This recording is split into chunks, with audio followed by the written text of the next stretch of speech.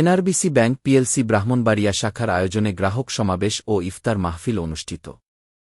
NRBC bank PLC Brahmanbaria শাখার আয়োজনে গ্রাহক সমাবেশ ও ইফতার মাহফিল অনুষ্ঠিত হয়েছে। গতকাল শাখা চত্বরে আয়োজিত অনুষ্ঠানে উপস্থিত ছিলেন কিশোরগঞ্জের এরিয়া ইনচার্জ রাকিবুল হাসান, ভৈরব শাখার শাখা প্রধান এটিএম মাসুদুল হক, ব্রাহ্মণবাড়িয়া উপশাখার শাখা প্রধান আবদুল্লাহ মুকিত আল করিম। আয়োজনে উপস্থিত ছিলেন ব্যাংকের শতাধিক গ্রাহক। গ্রাহকদের পক্ষ থেকে বক্তব্য রাখেন সর্বজনাব আতাউর রহমান পিন্টু, মনির হোসেন, মোহাম্মদ হাসানুল ইসলাম হাসান, মোহাম্মদ আসাদুজ্জামান শাহিন। মাছরাঙ্গা টেলিভিশনের ব্রাহ্মণবাড়িয়া প্রতিনিধি ও ব্রাহ্মণবাড়িয়া টেলিভিশন জার্নালিস্ট অ্যাসোসিয়েশনের কার্যকরী সদস্য আশেক মান্নান হিমেল প্রমুখ। এ সময় উপস্থিত সবাই এনআরবিসি ব্যাংকের ব্যাংকিং কার্যক্রমের ও ভূয়সী প্রশংসা করেন। বক্তারা বলেন, এনআরবিসি ব্যাংক গ্রাহক সেবার মান অন্য সবার চেয়ে আলাদা হবার কারণে এটি বাংলাদেশের একটি জনপ্রিয় ব্যাংক হিসাবে বিবেচিত হয়ে আসছে। আমরা এ ব্যাংকের সমৃদ্ধি কামনা করি।